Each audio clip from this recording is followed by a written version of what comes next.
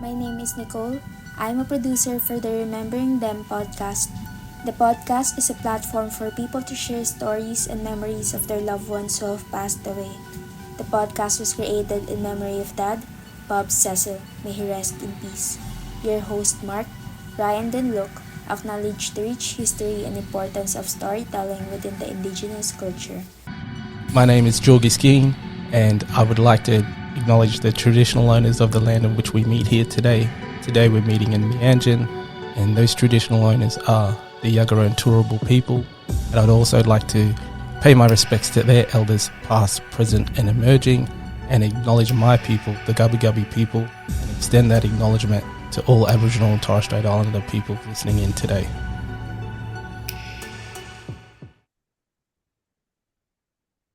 Hello, Luke. Welcome back to the podcast. Morning, Mark. Thanks for having me, mate. We are back. No Ryan today. As per usual, he was late yesterday, and now he's just never showing up, I guess. Yeah, it's slowly declining. Hopefully, you'll get back onto the bike very soon. And speaking of bike, perfect segue. Today, date of release, Wednesday, the 3rd of June here in Australia, will be World Bicycle Day, celebrating cycling as a simple, sustainable mode of transport. I think Ryan has had something to do with cycling before, but today is World Cycling Day. So Ryan, or Bicycle Day, I should say. So he's out there riding bikes somewhere. Good for him. He did say that to me once. He said, "I'm not such a fan of the fitness or the bike itself, but he just likes the lycra. He likes dressing up." He fits the stereotype. Mammals, we call them over here. I'm not sure if they're like that elsewhere internationally, but middle-aged man in lycra, and that's Ryan to a T. Good for him. Good for him. Well, happy National Bike Day. Or Enjoy international. Yeah, well, enjoy that, Ryan. 3 clues for you, Luke. As always, play along at home for our guest. See if you can guess the city where our guest is from. I've gone for a nearby large city, and then we'll whittle it down into where our guest is from. I think you would have heard of this. It's a pretty. I wouldn't say it's one of the biggest cities in the world, but it's certainly fairly well known. So, clue number 1: the nickname of this city includes Cowtown, reflecting its ranching roots. Cowtown. Ooh, I don't know if we've had that before. It sounds familiar though. Yeah. I want to say like I don't know. I'm leaning towards OKC, Oklahoma, but I don't even know Tulsa. No. Yeah. Clue. I'll give you clue number 2. We are in the States.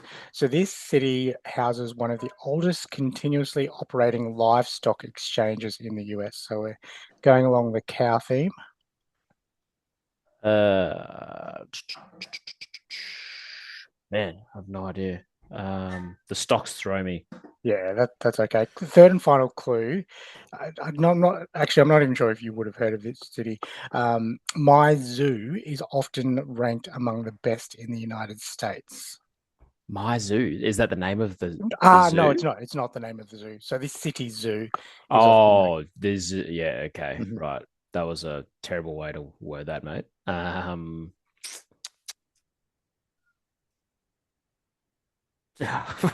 I've got nothing. Hey, okay. San Antonio again. We're going back. The same state. So the city we're in, or the city those clues relate to, is Fort Worth. Fort Worth Zoo is often ranked one of the best in the United States. I'm not sure if Ryan would have got it after those clues, but I'm fairly certain he would have heard of that city. The town that we're in is 17 minutes drive east of Fort Worth. Our guest is in Hurst in Texas. Hurst is a suburban city in Dallas. Fort Worth, Metroplex known for its, sorry, let me say that again. Dallas-Fort Worth Metroplex, known for its family-friendly neighborhoods, shopping centers, and convenient locations between Dallas and Fort Worth. 35 minutes drive to Dallas. Our guest is a photographer. works for herself, has two sons, ages 6 and 7. She was married for 15 years, recently or divorced last July. She thought she knew what grief felt like until her loved one we're talking about today died unexpectedly.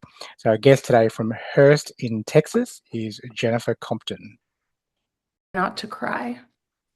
Okay, totally fine if you do. Welcome to the Remembering Them podcast officially. Jennifer, thank you very much for joining us all the way over from the States, from Hurst in Texas.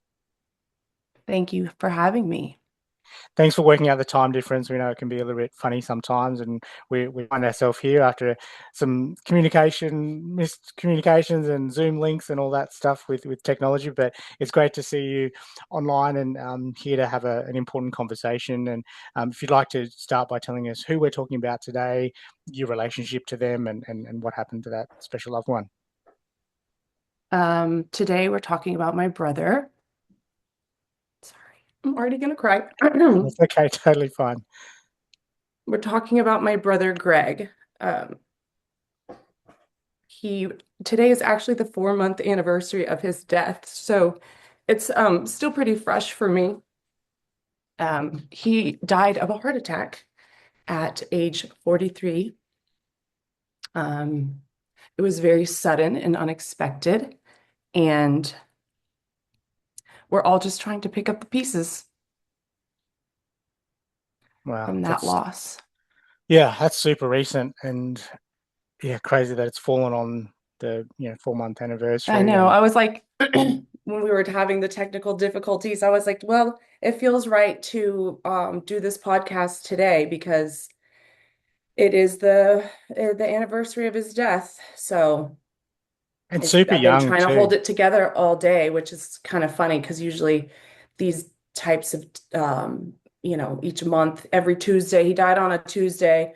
And then the 6th of every month, either one are usually pretty heavy. And I feel like I've kind of held it together today until right now, but I feel better already. So thank you. Okay, good. Yeah, just take your time and be kind to yourself during the conversation. If you need to take a break, totally fine. Super young, 43. Yeah. That's my age, so it's very, very scary. Was he was sick beforehand? I think you'd mentioned, or how was he generally fairly healthy? I don't know how much to go into this part. Back in 2023, he had gotten COVID. I don't know if that's part of the conversation, if you want to have that part. He had to get the vaccination as well, and for work. And after that is when something triggered his heart. I don't know if there was a condition before that. At first, they were calling it long COVID. And then as he continued to see cardiologists and, specialists trying to figure out what was going on, he ended up finding out he was in congestive heart failure. And he was really, really, really sick in 2023. It was also very sudden, but, so if he would have died then, it would have been unexpected as well. But he was really sick and he worked really, really, really hard to get better. And in 24, he kind of like the fall of 24, he emerged much healthier, happier, just kind of a new person, kind of the old Greg that we had back when we were kids before life got in the way. And so for about almost 2 years, he was very healthy. And one day he just died. He just suddenly, so it still felt very unexpected when we did lose him because he had gotten better and we thought he was okay and on the right medications and seeing the right specialists. And so for me to get that call was still very a huge shock for all of us. Yeah. And was he at work or? He was at home. He was in his garage. We're not sure what he was doing. We actually went back and kind of watched the ring camera, which was not inside the garage, it was outside. We watched him leave the house, come back. He was working on his car. Um, his girlfriend was actually in the house. She was working. So he got up and went out, and she went in the office and was doing back-to-back calls all day. And around 2:30, she got up to have lunch, see what was going on and couldn't find him. And unfortunately, she was the one who found him in the garage. So he kind of had this spot in the garage where he was in front of his workbench, and it was just where he was. He spent a lot of time outside, a lot of time in the garage, and that was his spot. And it was so sudden that everything was untouched. There was no sign of a struggle. His phone was still in his pocket. He didn't even have the opportunity to reach for it. He had a motorcycle right here. Everything was very tidy in his house, but there were still a few things. His motorcycle was here, and his tool bench was here, and nothing had been moved at all. It's like he just sat down and died. So, but it was in his favorite place. So I hope he felt loved and happy. Yeah. Jennifer, how would you describe your brother to a stranger, someone that didn't know him, both as a person and him physically? Did the both of you look alike? Okay, so no, our father is Lebanese. He is my brother. If you see like my Instagram or my stories, he's very dark. When I was a little girl, I would say I have two brothers, and I would say that he was my brown brother. And it's silly and probably a terrible thing to say, but my mother is Irish and my father is Lebanese, and so all three of us look very different. We have similar features, but our tones are different, our hair, our eyes, all of us. So he was tall, dark, and handsome. If you watched I make a lot of reels about him. I used to take videos of him all the time because he was my best friend. Sorry. If you were to watch or see him, you would think he was the pillar of health. He was strong and exercised daily and had for years. Um, you would not think that he had any sort of heart condition or would die at such a young age. What he did find out, which I didn't say earlier, was he had cardiomyopathy, which is a weakened heart muscle. So his heart was not pumping blood through his body the way it should, at the strength that it should. And that's essentially what took his life. But back to your question, to describe him, he was really tall. We're all really tall.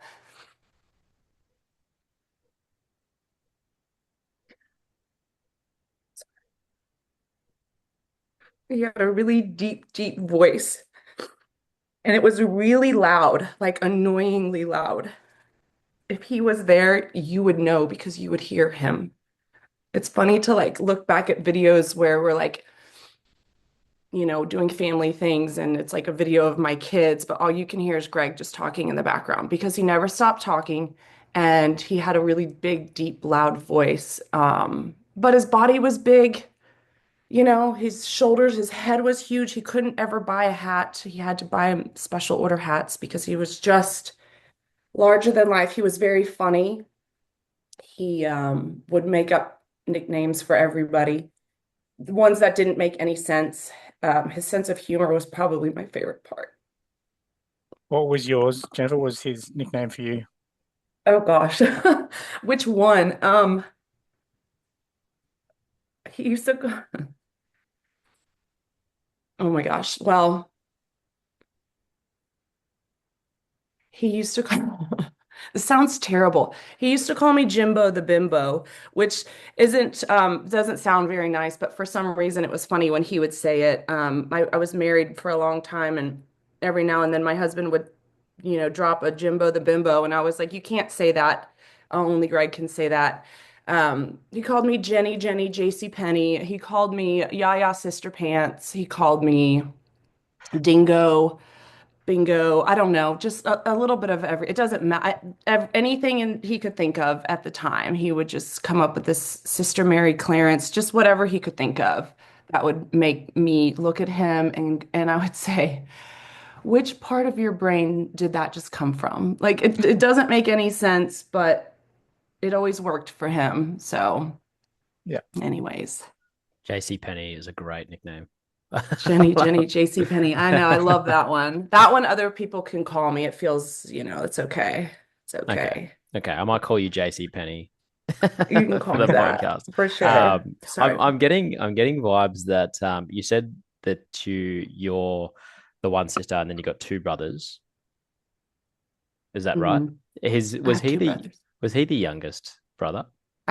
Actually, Greg was the oldest. Oh, right. So we're all very close in age. I'm 41. My brother Matt is 42, and Greg was 43 when he died. He would have turned 44 about a month and a half after he died. But so we all grew up very close, and we were all kind of the same age, Yeah. People Yeah. would call us the Brady Bunch a lot of times because the names and the ages, and it just fit for us.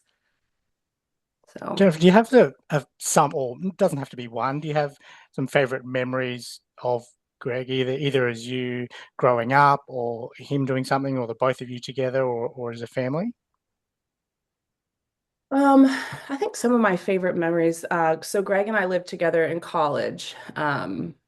We he's the oldest, I'm the youngest, and he had gone off to college and come back after the first year because he partied too hard and was kind of stuck. And I was like, okay, we both had dogs, and I was like, when we were kids, he used to pick on me a lot, and all he would have to do is look at me, and I would just, Mom, just make him stop.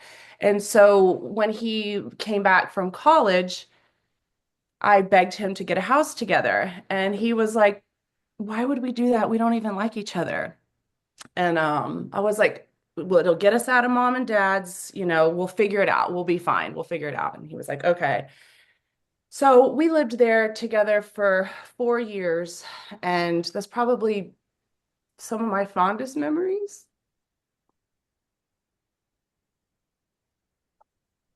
And then as we got older, in the last year after Greg was really sick, we spent a lot of time together here at my house. I'm a big plant person. I have plants everywhere. And last summer I decided to build a big garden in my backyard, and he helped me with that. I don't know if I can give any specific memories. I feel like it was just like every day we would just come over and we would work on the gardens. And he was big and strong, so he would move all the heavy things. And um, this year, it's the garden is new. It only started last year, so I'm having to add all these things to it, and I'm constantly working on it, and it's my favorite thing ever. But there's definitely part of it that is a very sad part of it. I have a sign out there my friend made me, and it's now Greg's Garden. So I think it's beautiful. But I think the last year and a half of him sort of emerging from his illness are some of the best memories. He spent a lot of time with my kids. I have two boys, aged 6 and 8, and they would say, everybody was compared in strength to Greg. Who's stronger, this guy or Uncle Greg? And he would just toss them around like rag dolls. And he just spent so much time with my kids. And, I just hope that they never forget how that felt for them. Yeah. To have him. So, my favorite memories, though, honestly, are his silly jokes and his nicknames.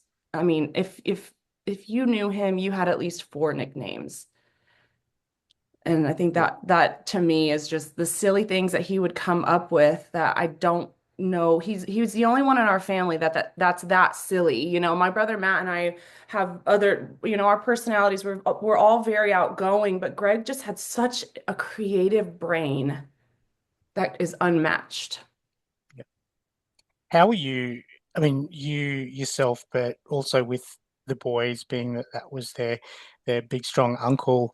How are you, or is there plans to keep his memories alive? You know, with the You've got the kids, garden, which is awesome. I think well, the a beautiful garden touch. for Yeah, sure. Yeah, Greg's garden for sure. But we talk about him a lot. My kids, I've tried to kind of, when my brother first died, it was just so traumatic and shocking, and the tears were just uncontrollable. And I just felt like, I've got to somehow figure out a way to grieve and still be a mother and talk about Greg. I cry when I talk about Greg, but I love to talk about Greg. But my children will ask me all the time, what was Uncle Greg's favorite song? Let's listen to it. Or Mom, did you paint this morning? My son said, I know why you painted the kitchen green. And I said, why? And he said, because it was Uncle Greg's favorite color. And I said, you're right.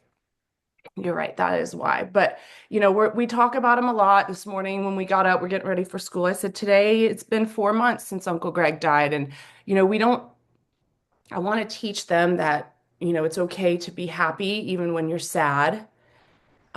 We find a lot of joy in our lives, even through the pain. And sometimes we just have to stop and take a minute and cry, and then we just keep going.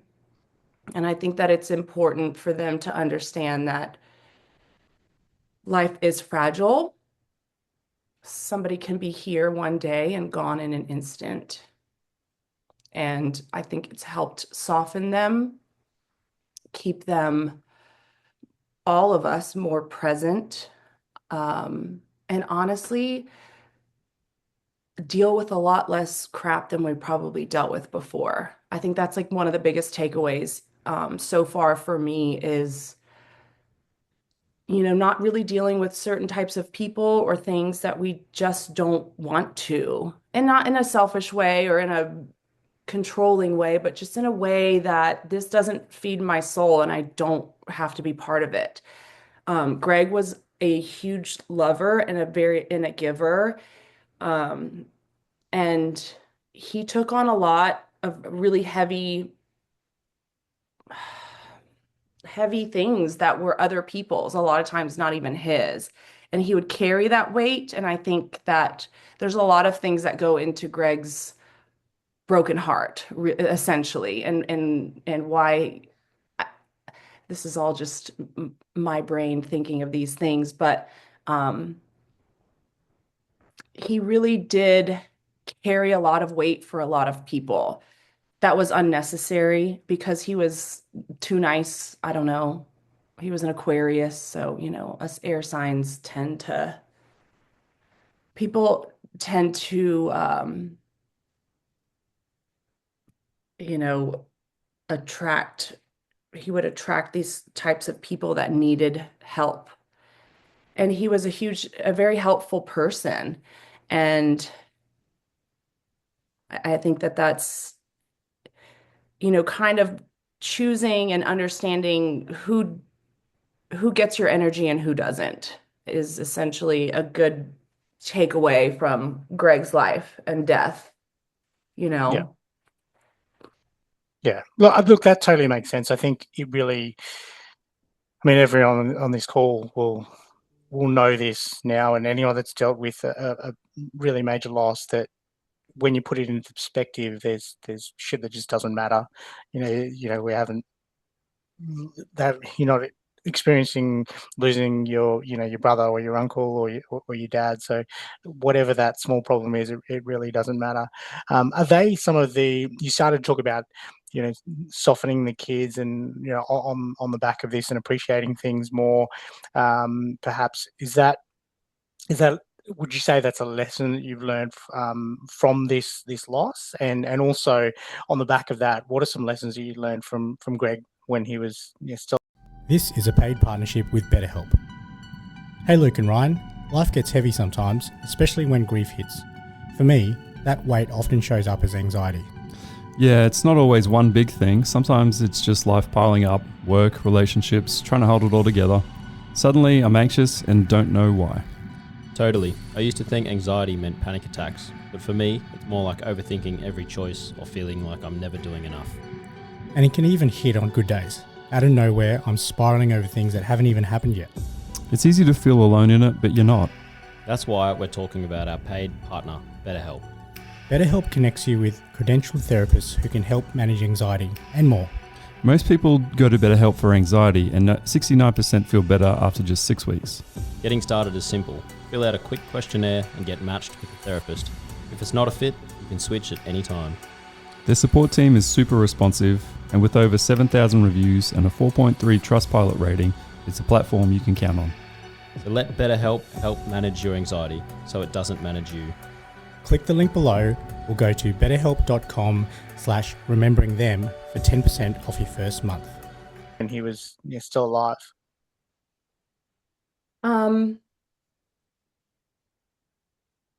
So I've always been one to be very grateful for my life. It's natural for me to find gratitude in things, even when times are tough, which I'm also grateful for that. I was just kind of born that way. But losing Greg has really opened my eyes to what is important.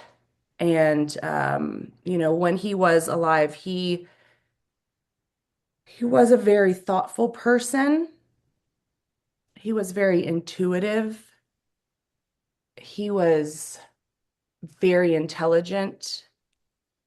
He taught me how to do, he worked on cars and he could fix anything mechanical. It was really impressive. And my father and Greg and I, in the last couple of years, started doing a lot of projects together. And, when something doesn't go right, it's easy to get frustrated. And Greg would always have this lighthearted, comedic relief in a moment of when you do want to get mad. And he would bring this energy that was uplifting. And if you just kind of stay calm, you can figure it out. And I feel like in the last 4 months, I spent a long time kind of working on a nervous system repair from, a life of, the things that people go through in life. And before you kind of understand who you are and what you are. And I spent all this time trying to heal my nervous system, which I think has helped me a lot in my grief to kind of, all of that was worked on leading up to his death. So after his death, being able to kind of stay calm, have my cries. If something, if I need to take a break, I will take a break. If I need a little bit of quiet time, I'm not afraid to just say, I need a minute. Expressing what I need is a huge takeaway from it as well. And what I don't, and what I won't tolerate. I'm sorry, what was the question? I feel like I'm veered off track there. No, that's okay. You've probably answered it anyway in terms of lessons that you've learned from Greg, and also the lessons from grief, right there, and saying that whatever you need, you're not afraid to say you need that time or take a break or whatever you're really needing in that grief moment. Would that be on the back of that for anyone that's listening to this or that is experiencing it or may experience a loss of a sibling that I think it goes without saying you were super close with? What advice would you give to someone that loss of a sibling that they're super close with? Take your time. Feel the feelings. Don't push them because they're going to show up in other ways. Don't numb them because they're gonna come out at some point. I think it's so essential to feel everything that you need to feel. Don't apologize for your grief. I have lost so many friends in this, and I'm not sad about it. Grief will show you exactly what people are, who people are.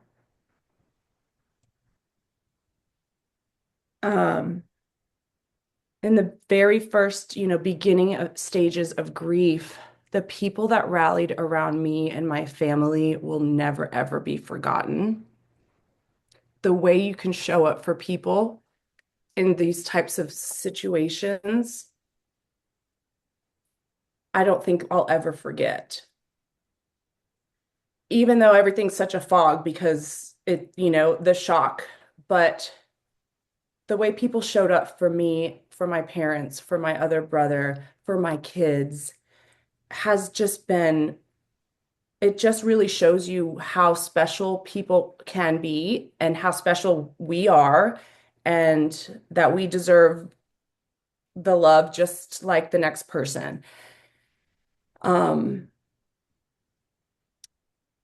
there's a few people that I quickly realized I can't be in this friendship anymore or this relationship. And that's okay too, to kind of walk away from those situations that don't feed your soul. You probably should have already. You needed a little push or something. Um, but it's incredible the community, how much a community can really do for the grieving heart.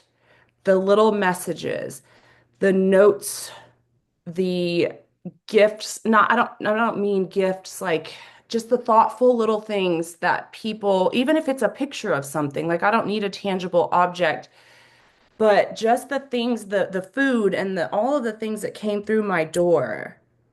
My brother died on January 6th. My son's birthday was January 3rd. That was the last day I saw my brother alive.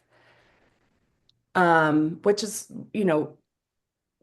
just somber in itself to think that my son's birthday party was the last time I saw my brother alive.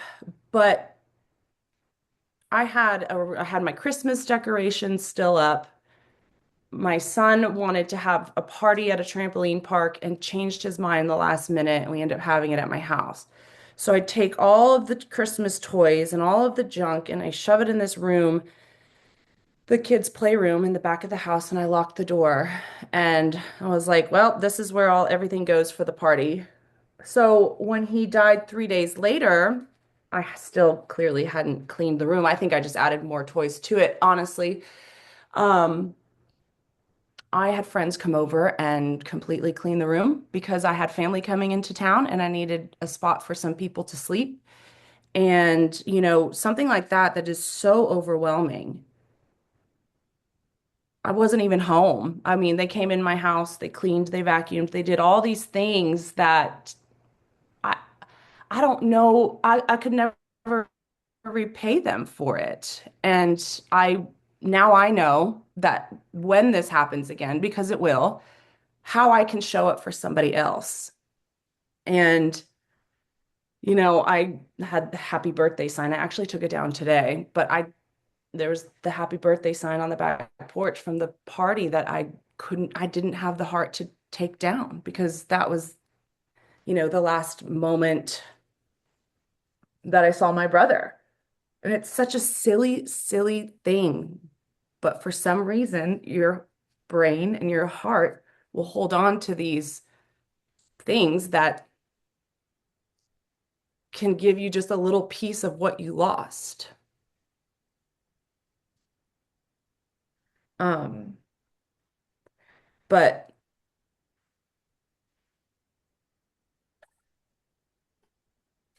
memories, people would send me memories that they had with my brother. Um, and that was really, really special too. I mean, he wasn't as beautiful as he wasn't he didn't have he had a very small, tight-knit group of friends. And so, even planning his funeral, we weren't sure what size venue we needed if we're going to have to do it. We did end up doing it at the funeral home, and it was standing room only because of the people who showed up for my parents and for all of us. Um, for Greg mostly, but we're all really grateful to have the people that did rally around us. The acts of service you mentioned there unexpectedly is a really good piece of advice. I think for people trying to support, their friends or family members that have lost someone. I think even, the cooked meals or the cleaning of the rooms or the garden sign is amazing, because I think often people don't know how to show up. So I'm sure that'll be, and hopefully that continues in other ways for you, because it's still early stages, 4 months. So that's, if anyone's listening to this that knows Jennifer and knows the family, that's, in our humble opinion, the best way to show up is do those things that are unexpected. You don't need to necessarily ask if you would agree with that, Jennifer. Just if they jump in and just do it and help, They just do it. yeah. Yeah, Yeah. because you don't know what you need. People will say, let me know if you need anything. Yeah. And you're That's like, easy. you That's know what easy my throw out. Yeah. Yeah. yeah, and they mean well, of Of course. course. Yeah. But my response would be a time machine. Like, Yeah. Yeah. can I have that? Mm.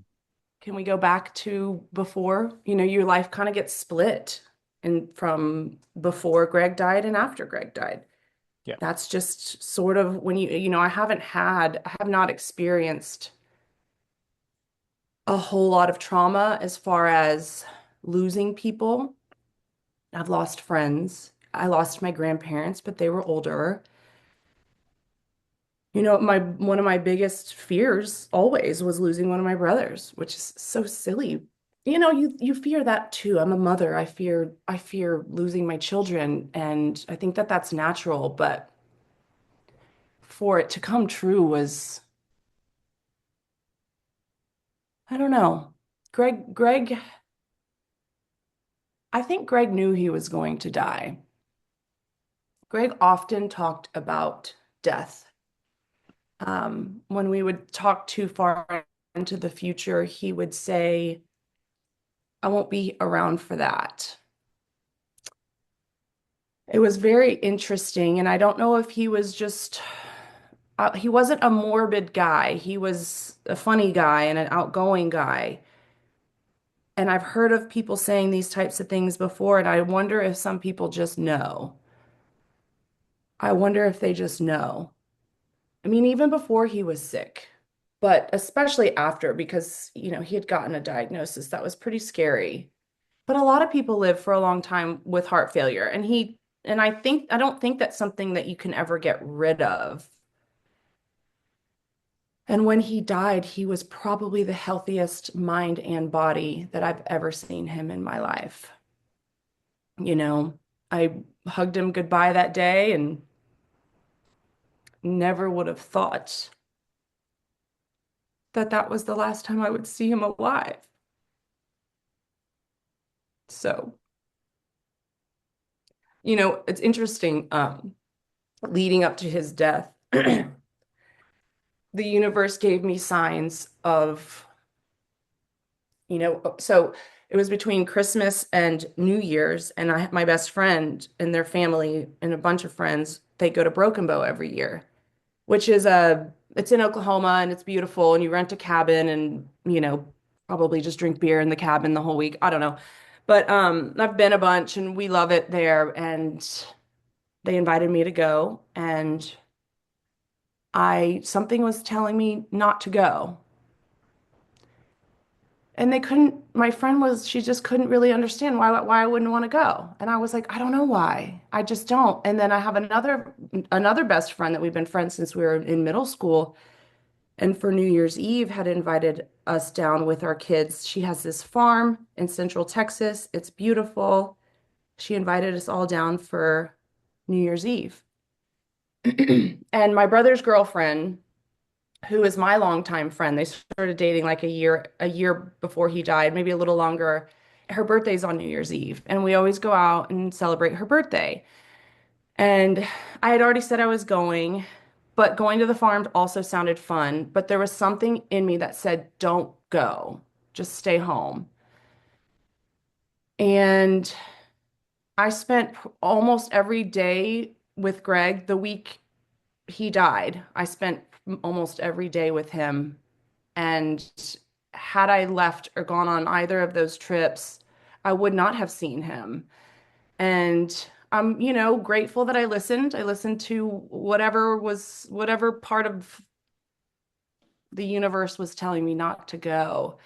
Another thing that was really cool was right before on Parker on my son's birthday on New Year's Eve, I told Greg we're in the Uber going out to Dallas to go out to eat, and I said prior to this, I had gotten a divorce, and for like 2 years, I just was really down. It was hard for me. I have two kids. We were together for like almost 20 years, so it was just a huge adjustment. Not, it was the right thing to do, but it was also really hard to just get through it.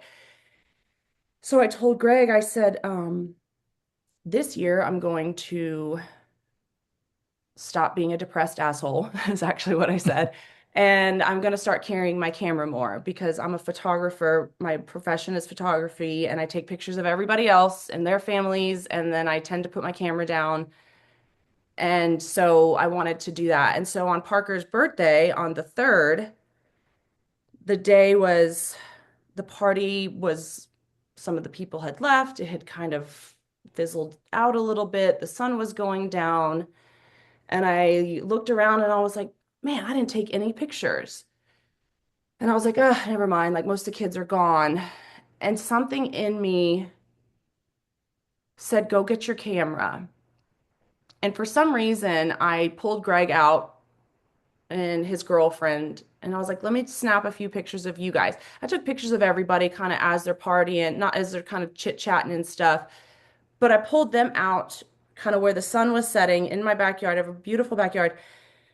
And that was the last picture I ever took of him. And it was a wonderful picture. And that was the picture that we used for his obituary. And that was the picture that we used on the easel at his funeral. And the picture that was shared, you know, it's just interesting. I've always had a really strong intuition, and it just kind of goes to show to just listen to what you're feeling, what you're hearing, because those things are so important. And if you don't feel like something is right, don't do it. Now, after his death, there's so much more. I'm listening. I say it all the time. Okay, I'm listening. I'm listening. Tell me, show me what. I'm not a super religious person. So you hear me say like universe a lot, but it just depends on what your higher power is and where you get your guidance and what you listen to. We all have it, no matter what you call it. And I think it's important to pay attention. Sounds like a beautiful picture. We'd love to see that. I'll Just be bring it. sending you that one for Yeah, the for perfect. the I thought you episode. might. Excellent. I was hoping that would be the one. Jennifer, back Yeah. to Greg. What was some of you spoke about him with his cars, and he had the motorbike and his sense of humor. What were some of the things that he absolutely loved? And contrary to that, what are some things that he didn't like in life? The Remembering Them podcast is supported by my legacy message. How do you want to be remembered? My legacy message provides a service that delivers a personalized keepsake video to your loved ones, often as a surprise after you pass. My legacy message: be remembered. Oh, he loved to paddleboard. He loved to wakeboard. He loved the water. He loved to hike. Um, he was very adventurous. He loved to make us all nervous because he's doing something crazy. He Oh man.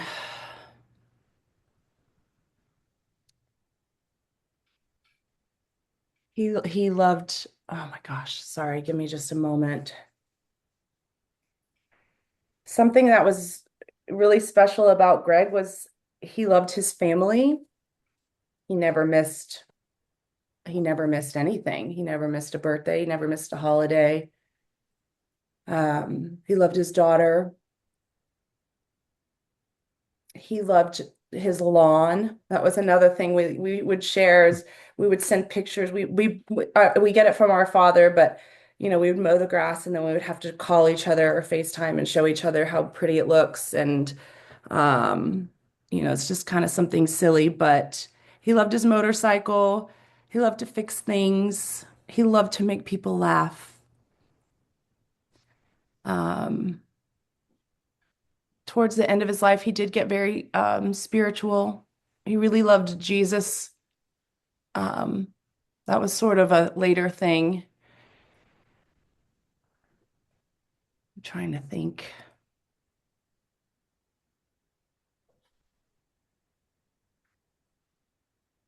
He loved a good thrill. He loved to talk. He loved science and medicine, something that he was like really, the way that he got better was by studying his body and food. And he was very strong. So he loved to work out. He loved to go to the gym. He had a huge following. It was like people would just flock to him. It was crazy. Um, what did he not like? Oh, he didn't like a lot of things.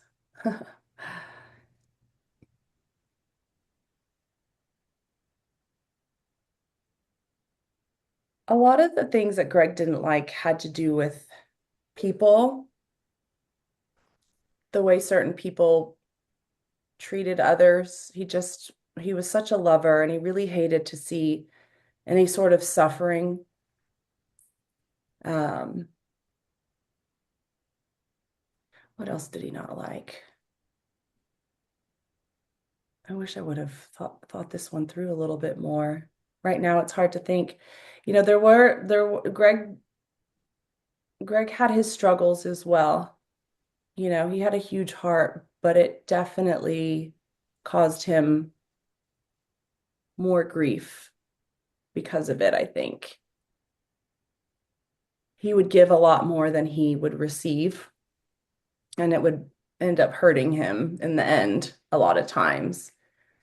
I'm trying to think of things Greg didn't like. We can come back to that. Yeah. Was there a food or something that he So absolutely? that's a great question.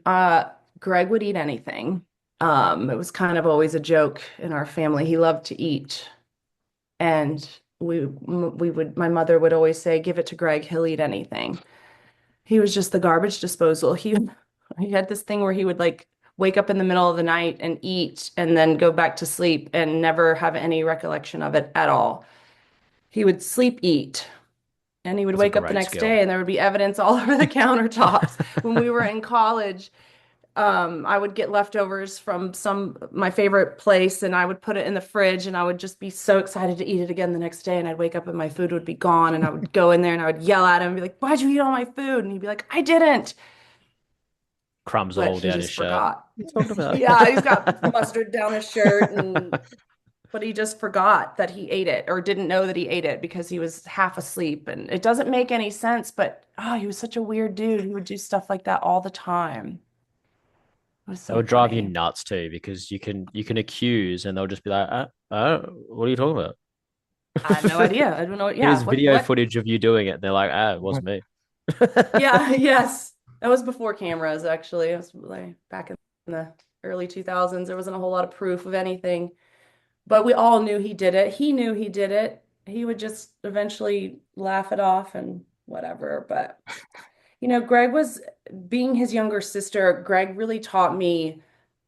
Our dad was like this too, just very gentleman-like. We didn't look a lot alike, so people would always think I was his girlfriend because he would open the door for me. He would open the car door for me. He always treated me like a lady, which I don't think it sounds weird or anything because, he would also push me 10 feet away if there was a pretty girl that was walking by. This is my sister. He'd always say, "It's my little sister." But he just always treated me with such respect, and kind of paved the way for me to date men. And I would say all the time, I would say, if somebody had like poor manners, or I would say, my brother treats me better than this. Like, I'm not going to date you. I'd rather go out to eat with my brother, because at least he's going to treat me with some sort of ladylike manners, which I always thought was just such a charming part of his personality because he could have, he would pick on me, but he was the only one who could pick on me. And the same thing with our other brother, Matt, he would tease us all the time, but if anybody else did, it would be a problem. He'd always try to handle it one way or another. Jennifer, I've got one final question for you for the main part of the podcast. We could want to be respectful of your time, and we could sit here and talk about Greg for a long time. I think I've enjoyed sitting here, you reminiscing and talking about memories and sharing stories about him. This is often, as a bit of a warning, is often our hardest question for guests, and also granted it's only been a short amount of time since Greg has passed. If Greg was in front of you today, what would you say to him?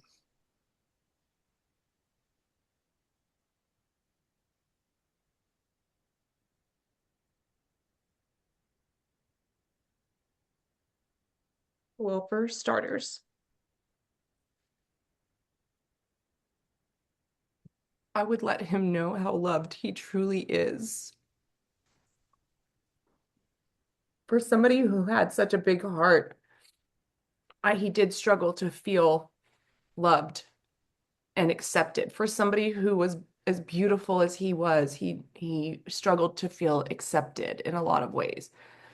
So I would let him know how loved he is and how cherished. And I would thank him because I wouldn't be who I am today without him. I carry myself in a certain way, and I've always said it's because I have brothers. And I don't know what it's like to have a sister, but I know what it's like to have two brothers who love me fiercely. And a lot of the way that I carry myself and how I was shaped was because of them. So I would thank him. I would thank him for the lessons that he gave me to become a woman, to respect myself. I would tell him how much I miss him.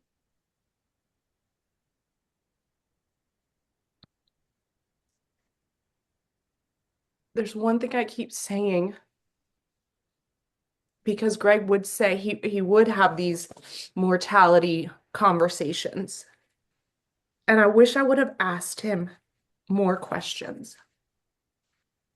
Like, what are we supposed to do when you're gone?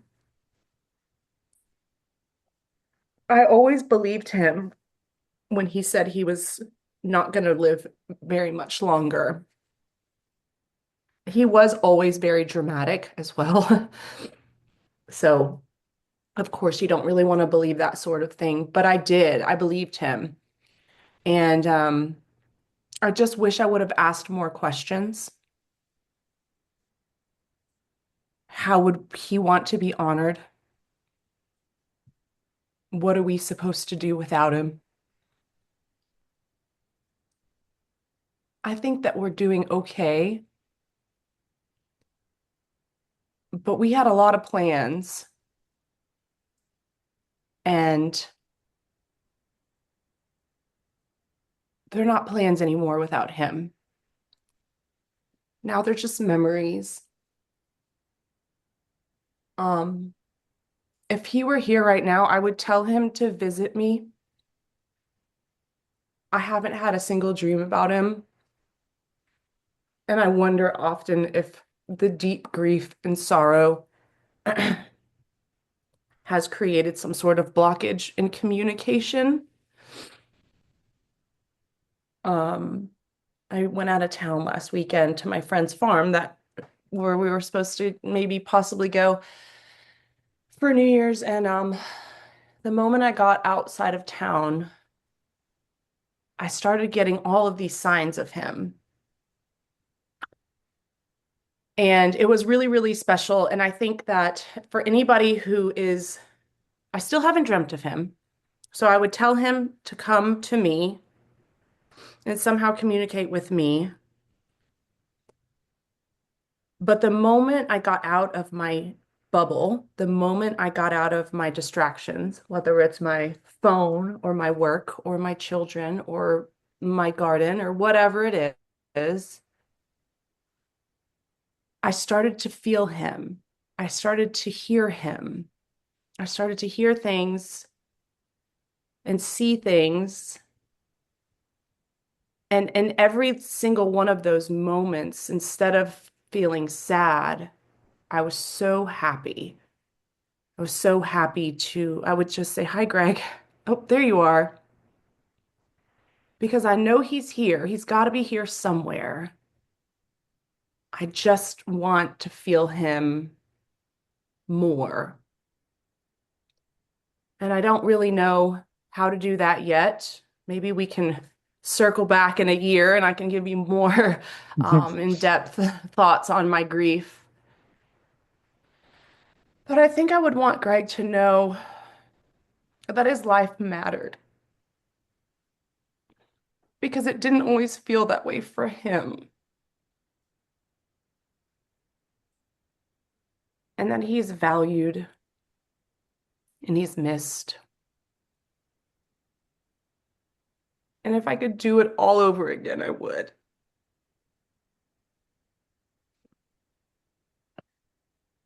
Even if it still ended the same way,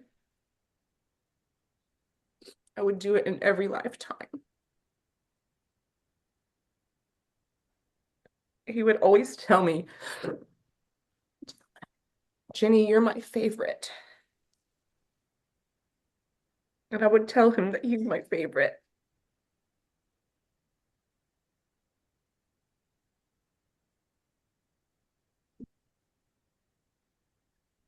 He was very reliable. When I got divorced, he was here for everything. He helped me fix everything. He was always, always here. My love language obviously is acts of service because I keep talking about all the things that people do. And I know that that's how I feel loved. And that was the way that he presented in my life. He liked to talk and I would listen, and then he would come do projects and we would just laugh. And I just, I think I would, if he were here in front of me, I would say, "Get your shit together and stay here longer. Go to the doctor or something." No, I don't know. He did. He was very diligent about his heart. I just, I think I'll always wonder why.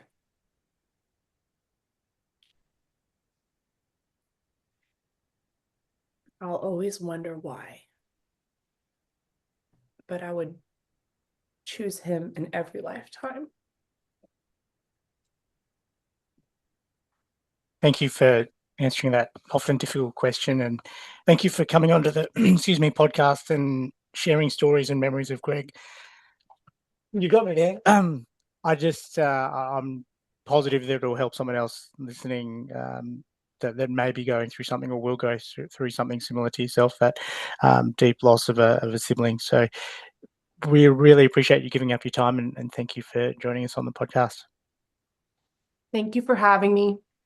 Thank you for listening, and thank you for caring. I really don't. So, Luke, that was Jennifer from just outside Texas State. What was the place again? I always forgot. Hurst in Texas, between Fort Worth and Dallas. That was a good chat. Thank you, Dingo. Thanks for coming on.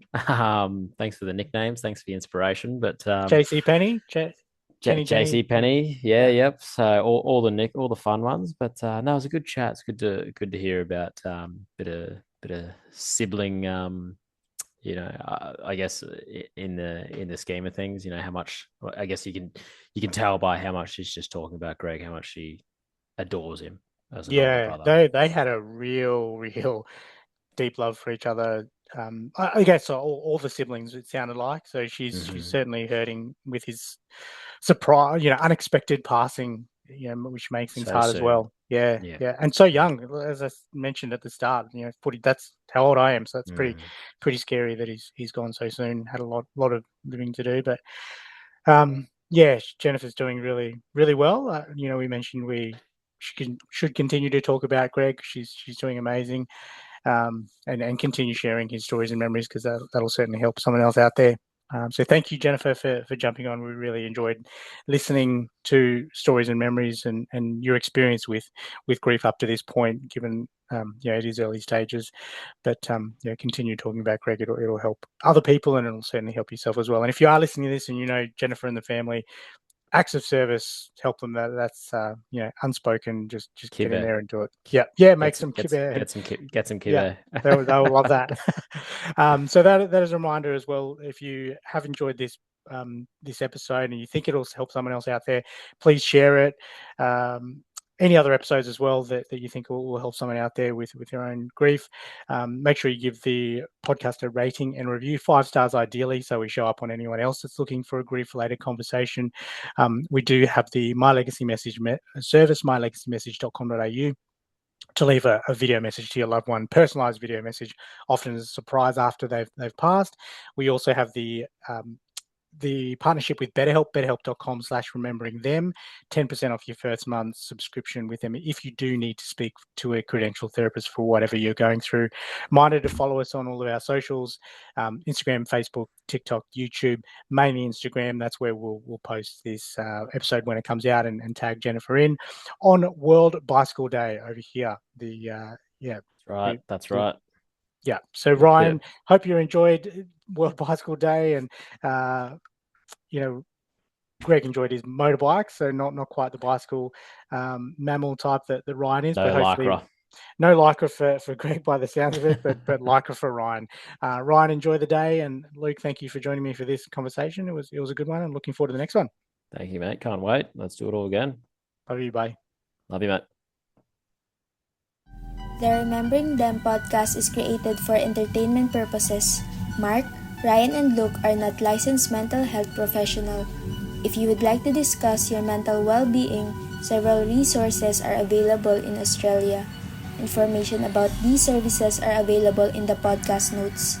Please take the time to contact your loved one today and tell them how much you appreciate and love them.